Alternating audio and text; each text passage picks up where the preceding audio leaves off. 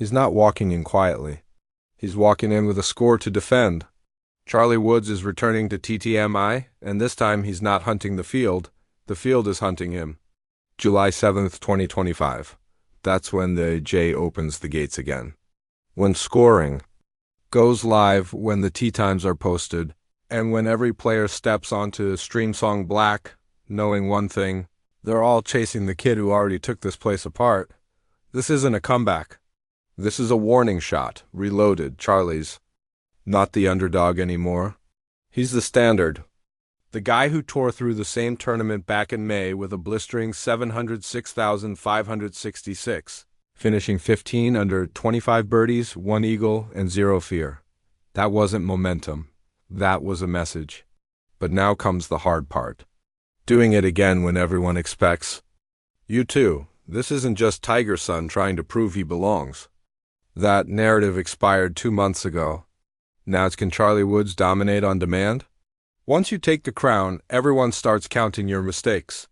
And make no mistake, this field hasn't forgotten what he did last time. The 72 players lining up on July the 7th, they've been studying his every move, every hole, every swing. The applause is fading. The tension's rising. Rumors are already swirling. Insiders say Charlie's strategy this time around is different. Less conservative, more precise, even by his own aggressive standard. He's not just trying to win. He's trying to leave zero doubt. This isn't about proving a point. It's about erasing all question marks. So now we wait. A new TTMI, a familiar name, and a field full of players ready to take him down. When the scoreboard resets on July 7th, the pressure won't. And the kid with the most famous last name in golf, he knows it. When Charlie Woods won the TTMI back in May, it wasn't luck, it wasn't magic. It was a ruthless blueprint, and it worked better than anyone expected. He opened the tournament with 8 birdies in round 1 despite stacking up 5 bogeys and a triple. It wasn't clean, it wasn't conservative, but it sent one message loud and clear. Charlie isn't here to survive. He's here to attack, chaos on the card, control in the mind. 25 birdies, 1 eagle, that's not just good golf, that's deliberate aggression. The kind that only works if you trust your swing more than your scorecard. And according to sources inside the AJA and close to his camp, he's not changing the formula. He's doubling down and dialing in. Unlike most juniors, Charlie doesn't tiptoe around danger. He challenges pins, takes aggressive lines off the tee, and plays as if every hole is a mistake. That may sound reckless, but it's calculated. High volatility, high reward. That's the Woods DNA. His game isn't built to hold leads. It's built to bury competition. Some would call that dangerous, but Charlie, he sees it differently. He knows that playing it safe doesn't win back-to-back TTMI titles. It doesn't silence doubters, and it definitely doesn't live up to the last name stitched on his bag. You don't build a legacy by laying up. Word is he's been working. Specifically on tempo under pressure, short game finesse, and mental reset drills, all pointing to a player who expects to be in the fire and stay there. Charlie isn't just managing the heat, he's training to control the flame. So, when he steps onto the first tee on July 7th, don't expect hesitation, don't expect caution. Expect the same plan, only sharper, scarier, and fully intentional. You don't conquer Streamsong Black, you survive it. And for Charlie Woods, survival might not be part of the plan. This course is unforgiving by design. Carved into Florida's sandy ridges with brutal bunkering, wild elevation shifts, and greens that feel like glass on a stormy sea. It's not built for comfort. It's built to punish every inch of arrogance. Every shot here asks a question.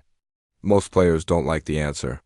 Charlie's strategy, aggressive, bold, surgical, worked in May. But Streamsong doesn't forget. This time the stakes are higher. The field is sharper and the margin for error razor thin. One misread, one bad bounce, one disaster hole, and it's gone. Unlike many junior events, TTMI has no cut. Every player plays all 54 holes. Even if their tournament ends emotionally after 9, there's no safety net, no second flight. And if Charlie runs into early trouble, he'll have to finish and fight with the whole field watching. There's no DNF in this format, just exposure. This is what makes the black course such a monster. You don't just play it, it plays you back, baiting you into mistakes, dragging confidence into chaos. And when your name is Woods, every twitch gets magnified. Fame doesn't earn mulligans, it attracts pressure. His go-for-everything mentality could crack this place open or crack him wide open. Just one triple bogey on a Friday morning, and the whole weekend spins out of control. That's not speculation. That's exactly what happened last time, and he still won. Lightning struck once. Can it strike again without setting fire to the scorecard? Because here, no one cares who you are. Not your surname, not your swing coach, not your last win, just you. The ball, the hole, and a course waiting to expose weakness. Stream Song doesn't protect names, it dismantles them. It's not just a tournament anymore, it's a hunt. And Charlie Woods is the one wearing the bullseye. 72 of the top junior players in America are headed to Stream Song. Many of them were there in May, and they left bruised, humbled, and dead silent as Charlie walked off with the trophy. Now they're not coming back to compete. They're coming to dethrone. You better believe they've been watching the footage, studying his rounds, scrutinizing every swing. Birdie patterns, missed tendencies, body language on bogeys. Every weakness is a weapon in waiting. This isn't admiration.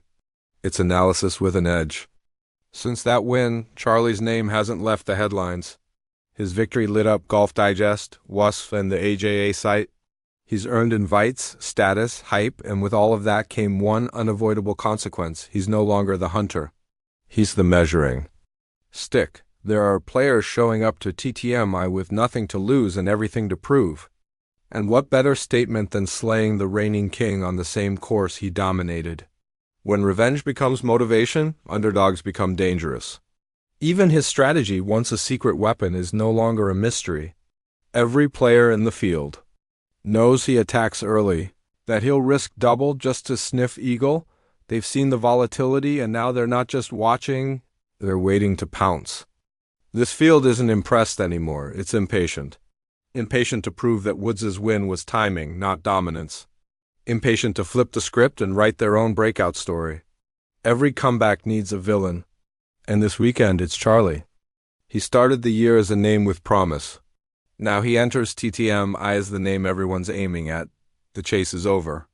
Now it's about survival. It's not just about winning anymore. Or it's about how you win. And for Charlie Woods, the how might be more important than the trophy itself. Some players chase results, others redefine the way the game is played. If Charlie walks out of Stream Song with another win, using the same fearless strategy that stunned everyone in May, then this isn't just a talented junior. This is a prototype, a model for aggressive, uncheckable play under fire. You don't follow blueprints like that. You build them. The message would be clear. Calculated risk isn't recklessness, it's the future. And Charlie Woods would no longer be a legacy golfer. He'd be a trendsetter with teeth. When the system bends to your style, you're not part of the wave. You are the wave, but that's the best-case scenario. And golf doesn't care about blueprints. One meltdown, one bad red, one blow-up round, and everything changes. If the strategy collapses, the critics won't wait. They'll question his patience, his discipline, his long-term mental game. They'll say he got hot once and burned out trying to do it again. In golf, momentum is fragile and hype is vicious. The truth, the strategy is already out there, it's public, it's been studied. It's being used against him.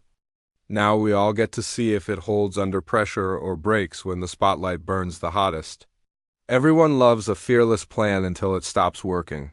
So now we ask the question that echoes through every tee box, every leaderboard, and every practice screen. Is Charlie about to rewrite junior golf strategy? Or is this where confidence becomes collapse? Let us know in the comments. Is Charlie Woods playing genius-level golf at TTM? Or is this all about to fall apart? And don't